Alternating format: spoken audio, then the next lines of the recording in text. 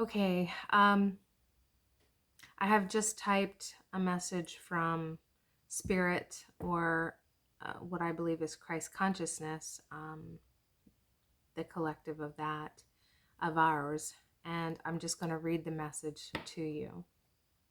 This is titled Centered in Self. What does it mean to be centered in self? Your world would have you believe that self-centered service to self is a bad thing. The world would have you believe that righteousness is martyring yourself, doing everything for everyone else and nothing for oneself. Let's look at that. What happens to a person who lives their entire life based on what makes others happy? Might these be the people who wake up one day and decide to shoot everyone in their local fast food restaurant? How many women do you know that have lived their lives catering to the needs of others who eventually feel depleted and drained of all energy? They live for others and die of cancers that have eaten away at their bodies the same way they have neglected to nourish themselves. What of the people who have been catered to constantly by an overly attentive caregiver? What kind of adult do they turn out to be? How are they productive participants in society? Just maybe there needs be a bit of balance here.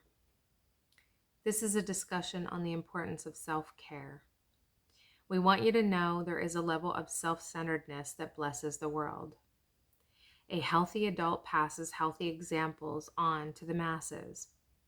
An adult without healthy boundaries perpetuates a world of codependent masses. Many 12-step programs focus on the importance of self-discovery, self-reliance, and eventually, self-mastery. These are spiritual programs that would benefit every human being. These would make wonderful basis for education programs. Balance in all things opens the possibilities of harmony and peace. One must rest to work and work to rest. One must stretch to grow and grow to stretch some more. It is time to begin seeing these things not as opposites, but as realities which work together toward a greater good for all. Couples have stressful, sometimes heartfelt talks that they may better understand how to more fully support and uplift each other. These things aren't in opposition to the whole of a happy, healthy relationship. Instead, they work together to ensure the happiest, healthiest relationship. They aren't one good and one bad. They are both on the path of good to that which is greater. These are the understandings of the new energies coming to you now.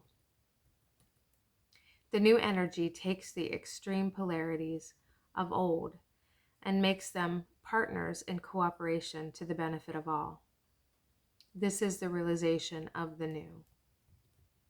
To be centered in self is to know yourself completely. This is required to live your most authentic life. It is the only way to walk the higher path, which produces the least pain for the self and all others. It may mean understanding that yes, you may be able to love and tolerate certain people or behaviors, but also realize you don't want to live with them. It means really looking at what is joyful and fulfilling for yourself and blessing the world with the truth of that knowing. It serves no one for a self to pretend to like something that is disturbing to them in reality. Being real is the greatest gift any one can give the whole. When I say be yourself and you bless the world, I say this from the understanding of you as a divine reflection of the God, pure love, you have been created in the likeness and image of. Perhaps once you scrape away the muck you've been pressure treated with, you will know yourself as I do. Once you know yourself as pure love, there could be no fear in the words, just be you and you bless the world. I give you absolute permission to be all that you are intended to be. Yes, look deep. What is there? What beats your heart and gives energy to your mind? What is that? When you behave in a way you view as bad, is that coming from who and what you truly are? Or is it coming from some training, some ideas pressed into your psyche by someone else? Look closely. Then when the looking isn't enough, feel. Sit in stillness and focus on something that you love. Notice that not until a thought of being without that thing or losing that thing comes into the mind do you feel bad. That bad feeling is your senses telling you that you have gotten off track. You have stepped out of alignment with love. You are emoting with something that is not you.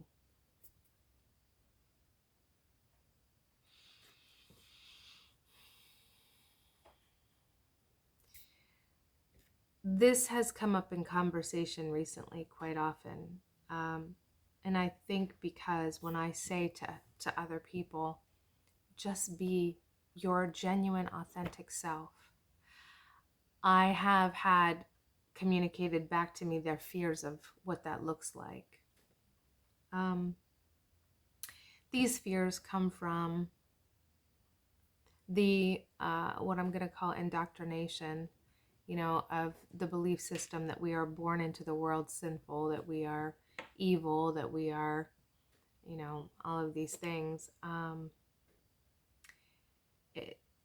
I would refer again back to some of my previous videos where I say that, the biggest fallacy, the biggest tragedy was that we were taught that God was something that God is not. When we were taught that God was jealous and vengeful and wrathful, that was done to reinforce the idea of who we are at our core, that we are these sinful, evil creatures. We are not, and God is not.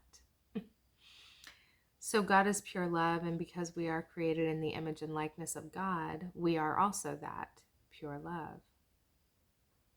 And you can understand from this that if we can be convinced that we are something other than pure love, then God must be something other than pure love too, if we are created in the image and likeness of God.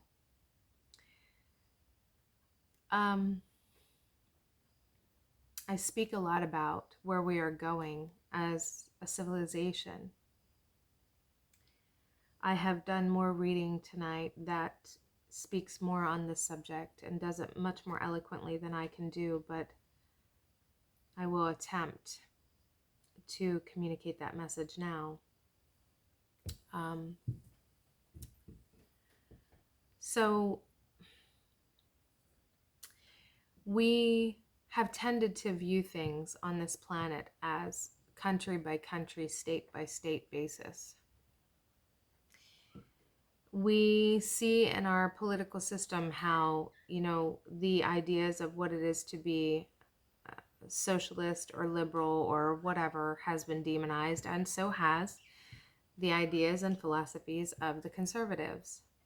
Our world seems to be one of extremes and very little overlapping gray, tolerant area. Where we are going as a civilization, and when I say that, I'm talking about the whole of the planet Earth as we know it. We are all a civilization. Where we are going is where we recognize that we are not separated by state borders. We are not separated by country borders. We are not separated by oceans, though it may appear that we are. There are no walls in our world. And if nothing else has taught us that, certainly this last big illness scare could have, if nothing else, taught us that there are no walls in our world, and what affects one part of the world affects the rest of us. Now, I have been guilty in that I am able to turn a blind eye to things that are going on the other side of this planet. When it is dark here and it is light there, I am relatively unaware of what they are experiencing.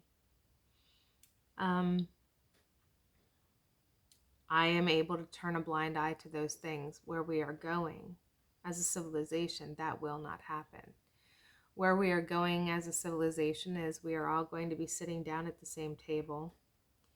The people who represent us, if there are such people, will not be doing it under false how do I want to say that, guises. If they do not want to, or if something does not feel right for them, they will speak honestly and say, I cannot align with this because it does not benefit the people that I represent. They will not lie and manipulate and say that they are not aligning with that thing for some other reason that may sound good in the moment. Pretty words, pretty words, pretty words. Where we are going as a civilization is where we all operate from a place of honesty and integrity. And that is everything that this message that I read was about. It is about being absolutely authentic and being real. It is about getting away from having to justify why any of us feels a certain way or thinks a certain way. Okay. And this, I understand this from this perspective. I'll use this as an example. So recently I pulled my son out of school because they went back to mask mandates. There was a form that was circulated for parents to fill out and sign. The form said at the top of it, when I read it, it said, only fill out this form if you believe that wearing a mask will cause your child an illness or exacerbate an already existing illness. I could not in good conscience fill out that form, though I knew many parents did. I could not in good conscience fill out that form because how I felt about it was, I do not want my child to wear a mask to go to school. I don't have to tell you, I don't have to give you a reason that sounds good to your ears. I do not have to justify my choice in any way except to say it doesn't feel right to me. That is all I need. And that is all I should have to express as my choice. It does not feel right to me. I do not align with this, okay? I did not want to fill out that form because the reasons why I feel the way I do are irrelevant. It should be enough that I simply feel the way I feel about it. And so I did not fill out that form, and now we are homeschooling. So that's a new experience for us. But that's kind of what this is about in this message that I received. You know, it's about when I feel a certain way. I know many people like this. You know, I have a client that she and I have had over the years many very, very good discussions, and we've been on the opposite sides of many issues. And I see it one way, she sees it another way, kind of thing. And our continued involvement with each other in the client and service participation here is a testimony to what we are able to do as humans, as far as being loving and tolerant of each other. So it is very encouraging for our race that we are able to maintain this relationship as long as we have. What I'm going to say about that is, I do remember we were talking one time, and she asked me, and she said, why do you feel the way you do? And I gave her intellectual reasons, okay? I gave her intellectual reasons, but I didn't really like that I had done that. And right after I conceded to giving her these intellectual reasons, I said to her, I said, but you know what I'm working on now? What I'm working on now is telling you, this is how I feel about it, and then being able to say, I don't need to justify why. It's enough that this is how I feel about it. So, and she kind of chuckled, and I think she understood what I meant. That is another level of personal power. Okay? It is different if I am in a position where I'm representing other people.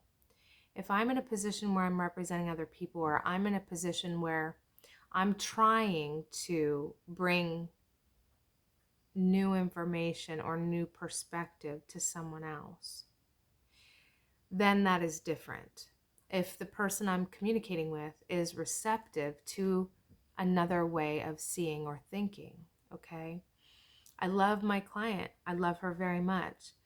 In several areas regarding certain things, she is not willing, it's obvious, she is not willing to see it another way. And perhaps I am not also, and that may be true. I may not be willing to see it another way also. And so for us, having that conversation just isn't worthwhile, because we're not going to sway each other. We see it the way we see it, and that is how we see it, right? So in the matter of moving forward collectively as a civilization, a planetary civilization, and that is how I see it. It is a planetary civilization, and it is really, really long overdue. I do want to throw in a word of caution here, because, so much stuff has been cited out there about a new world order and a planetary government, and how, this is a bad thing. I understand why people think it's a bad thing, but I think we need to look at that again. When I sit and look at the reasons why this might be considered a bad thing, it is a bad thing, yes, if the people running the show are not do not have the best intentions for the whole, then it is a bad thing. The way it is not a bad thing is to understand that we are a collective consciousness, a collective planetary civilization. We are. What happens on this side of the planet affects that side of the planet. It just is. We can't, if the same water, you mess up a water system on this side of the planet, eventually it's going to affect the other side of the planet. So, we have to be very careful how we allow people to communicate these things and sway us. Because when I did a reading, and I did a reading recently about this, and in the book Conversations with God, and the author said, "Are you talking about a planetary one government, something like that?" And the one speaking for God, or God, said, "I am." I thought, oh, I felt the tightness, and I felt that, okay, because of everything that I've been hearing, reading, convinced of, that what that meant. But then I read further on, and I was like, no, wait a minute. And I'm going to come back to this. So there were many people who, before, I've been labeled a lot of things in my life. And I think at one time I was labeled a socialist. Because the ideas that I saw that said everyone having enough, all of us working together collectively to take care of each other, to ensure that everyone had enough.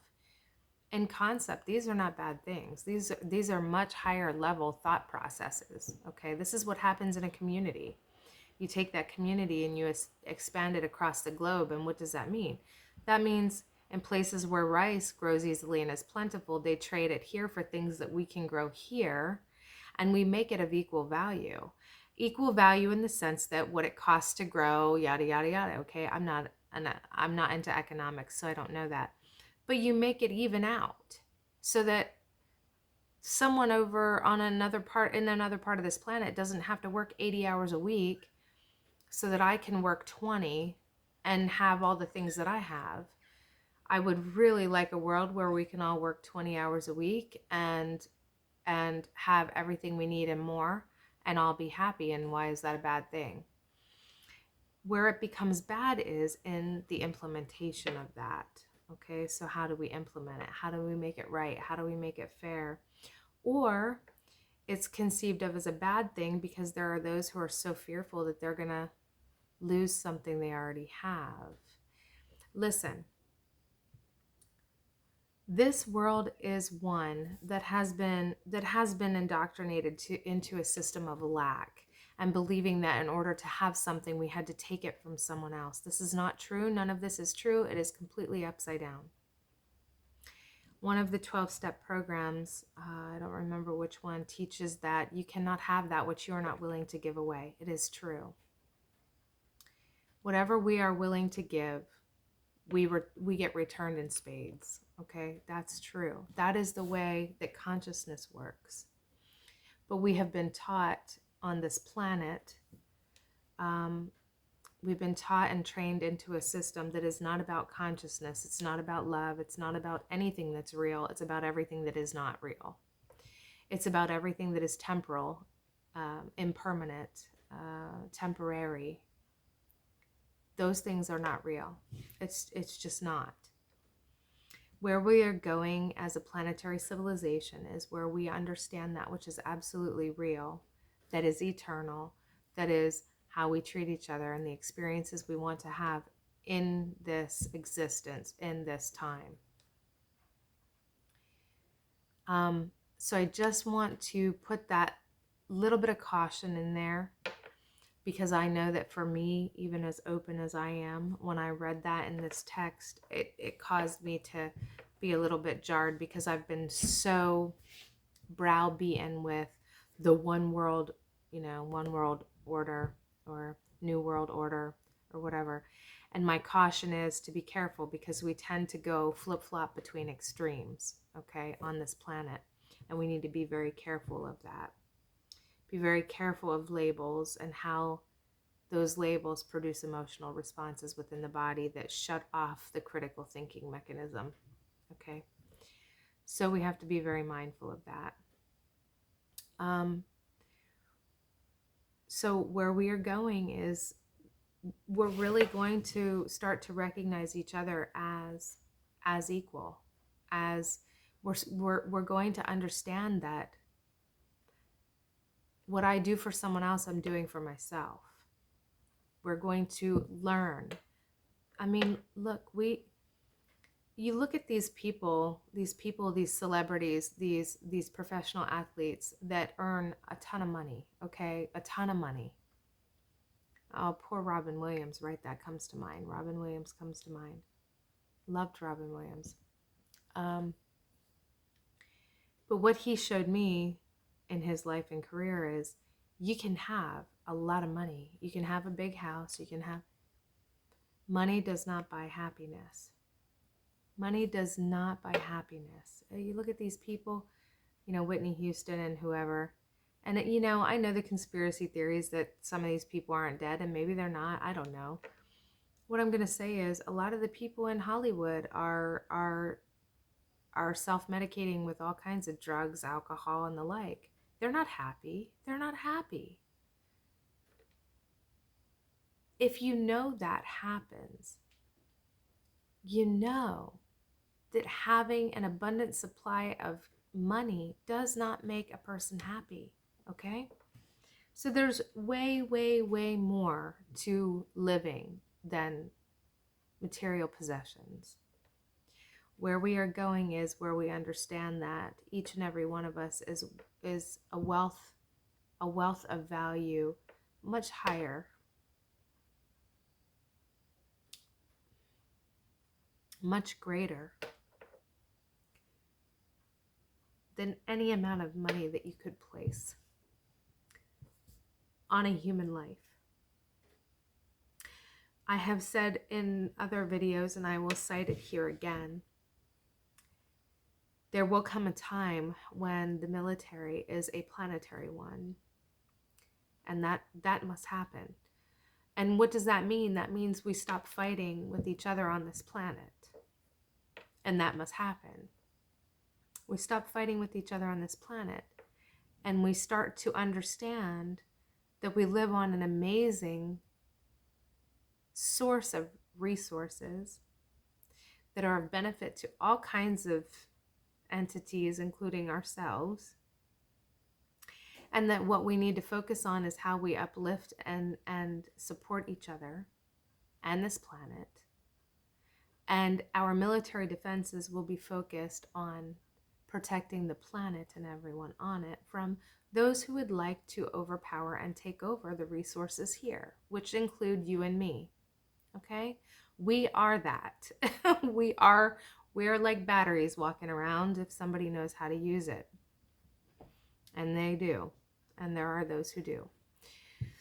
So, when we start to place value where it truly belongs, we will be a civilized community, a planetary civilized community. When that occurs, we will have technologies that we will be able to at the blink of an eye, be somewhere across the planet, portal systems, etc., etc., etc., and that will happen. Once the level of consciousness rises to that point where we are in harmony with each other, and where our intention is really for the betterment and upliftment of everyone on this planet and the planet itself. And these things will then be readily available to us. But first has to come the consciousness of that. First has to come the feeling of that. We have to truly value each other on a level that we are going towards. It is happening. It is happening. Once we are able to place value where it really belongs, no one will be lacking. No one will be without. No one. No one.